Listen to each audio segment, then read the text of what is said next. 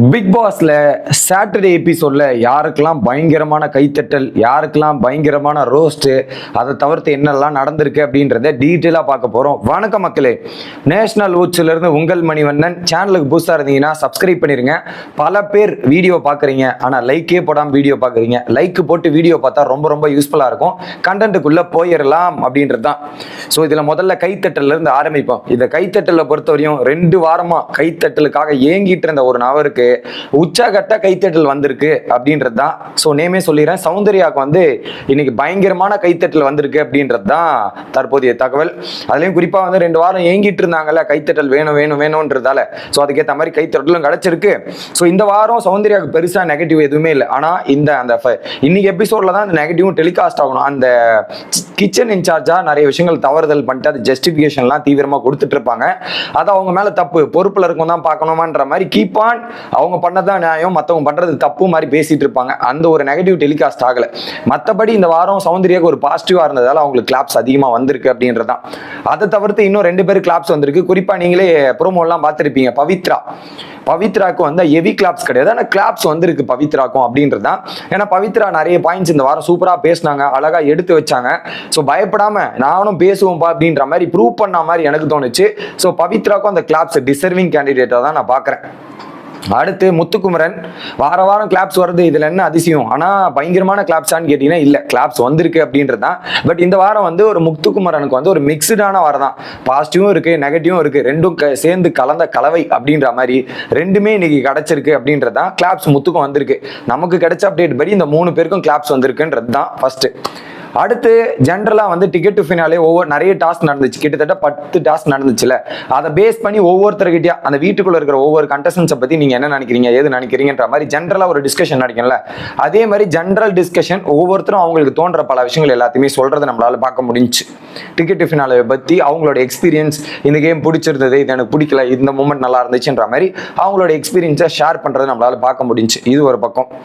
அடுத்து drum task. நீங்க third ப்ரோமோல பாத்தீங்களா, ட்ரம் டாஸ்க்ல அணிகள்லாம் பிரிச்சிருந்தாங்க. ஓகே, அணிகள் ஃபர்ஸ்ட் அந்த குரூப்பிசம் மேட்டருக்கு வரும்.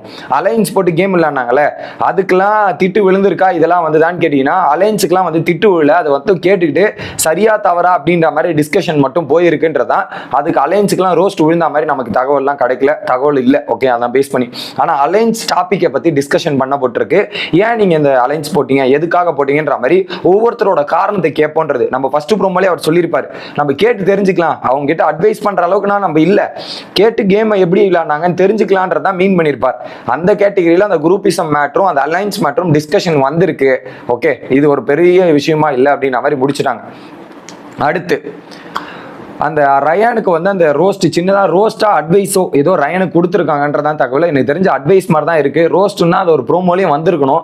ரோஸ்ட் மாதிரி எந்த விதமும் நடக்கல. பட் அட்வைசஸா ரயானுக்குமே கொடுத்திருந்தார். ஏன்னா ரயானோட கேம் பிளே இந்த வாரம் நிறைய சூப்பரா இருந்தாலுமே நிறைய முரண்பாடுகள், அவர் பேசுற விதங்கள்லாம் வந்து மற்றவங்களை ஹெவியா காயப்படுத்துற மாதிரியும் ஹெவியா ப்ரொவோக் பண்ற மாதிரி நிறைய விஷயங்கள் இருந்தது. அதுக்கு ஒரு சின்ன அட்வைசஸ் இருக்கும் அப்படின்ற ஒரு தகவலுமே கிடைக்குது. அடுத்து முத்துக்குமரன் அந்த ட்ரம் டாஸ்க்ல பயங்கரமான ரோஸ்ட் வாங்கியிருக்காரு அப்படின்றதான். பெரிய ரோஸ்ட் இல்ல, அந்த பவித்ரா போட்டோ எடுத்துருவாங்கல்ல முத்துக்குமரன் கிட்ட இருந்து, அந்த போட்டோக்கான ரோஸ்ட் தான்.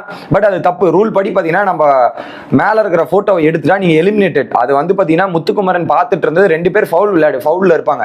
அவங்க உள்ள வரட்டும் ஹோல்டு பண்ணிருப்பாங்க. அந்த டைம்ல பவித்ரா எடுத்ததும் இதுவாயிருச்சு. அது கேமோட ரூல் படி சரிதான். ஆனா முத்துக்குமரன் ஹோல்டு பண்ண ஏன் எடுத்தீங்கன்றதான் அவருடைய விவாதம். அதுக்கு ரோஸ்ட் விழுந்திருக்கு. ஆக்சுவலா வந்து இன்னொரு திருப்பம் இருக்கு. அதுல 2 இருந்தது மக்களே. எப்படின்னா போட்டோ பீசஸ் வந்து முத்து நான் நைட்டு டிஸ்கஷன் நடக்கும் வெளியே கார்டன் ஏரியால சாப்பிடும் போது நல்லா ஞாபகம் இருக்கு. அருண், முத்து மற்றும் விஷால். அப்ப அந்த போட்டோ எடுத்துன்னு வந்து 2 போட்டோவை காமிப்பாரு. இப்படிலாம் கிழிச்சிட்டு இருக்கானு, இப்படிலாம் பண்றாங்க. ஆக்சுவலா ஒரே ஒரு போட்டோ தான் முத்து இருந்து, 1 எடுத்து போட்டோன்னா அவுட். அவர் இங்க அட்டாச்மெண்ட் பண்ணும்போது 1.5 போட்டோ எடுத்து ஒழிக்க வச்சிருப்பார்ல, அதை கிழிச்சு ஒரு பக்கம் தொங்க விட்டுருக்கார் விஜய் சேதுபதி அப்படின்றதான் பார்க்க முடியுது. இது வந்து கொஞ்சம் ஓவர் கான்பிடென்ட் இருக்குல்ல, அதை கொஞ்சம் தட்டி உட்கார்றதுக்கான வாய்ப்பு இருக்கு. அதே தட்டு வந்து ராயனுக்கும் தட்டி உட்கார வச்சா நல்லா இருக்கும்னு நான் பார்க்கறேன். இது ஒரு பக்கம். அடுத்ததா பாராட்டுக்கள், நிறைய நபர்களுக்கு பாராட்டுகள் கிடைச்சிருக்குன்றது பார்க்க முடியுது. குறிப்பா விஜய் விஷால் 45 நிமிஷம் ஒரு போராட்டம், அதுல பல விஷயங்கள்லாம் பண்ணி அவர் பண்ணியிருக்காருல, அதுக்கு ஒரு பாராட்டும் கொடுக்கலன்னா எப்படி நியாயமா இருக்குமா? அதுக்கான பாராட்டுகளும் கொடுத்திருக்கார். வேற லெவல் அப்ரிசியேஷன் கிடைச்சிருக்கு. அடுத்து ராணுவ அவர்கள் அந்த டாஸ்க்ல தண்ணி முக்குன்னு முக்கி தண்ணி குடிச்சார்ல, அதுக்கும் ராணுவுக்கு பாராட்டு கிடைச்சிருக்கு. முத்துக்குமரன் விளையாட்டுக்குமே முத்துக்கு பாராட்டு கிடைச்சிருக்கு. ஸோ இந்த 3 பேரை தவிர்த்து வீட்டில் இருக்கிற ஒட்டுமொத்த ஹவுஸ் மேட்சுக்குமே நிறைய பாராட்டுகள் கிடைச்சிருக்கு அப்படின்றத நம்மளால பார்க்க முடியுது. அடுத்ததா பார்த்தீங்கன்னா செகண்ட் ப்ரோமோல நடந்துச்சுல, யாருக்கு போகக்கூடாதுன்னு நினைச்சீங்க, ஏன் நினைச்சீங்க, எதனால் நினைச்சீங்கன்ற மாதிரி ஒவ்வொருத்தரும் அவங்க அந்த டிக்கெட் ஃபினாலே பத்தி விளக்கமும் இதெல்லாம் கொடுத்துட்டு இருந்தாங்க. அதை தவிர்த்து டிக்கெட் ஃபினாலே யாருக்கு போச்சு அப்படின்றது நமக்கு சண்டே எபிசோட்ல தான் தெரியும். சாட்டர்டே எபிசோட்ல தெரியறதுக்கான வாய்ப்புகள் ரொம்ப ரொம்ப கம்மி. தெரியாது, ஓப்பனா சொல்றேன், தெரியாது.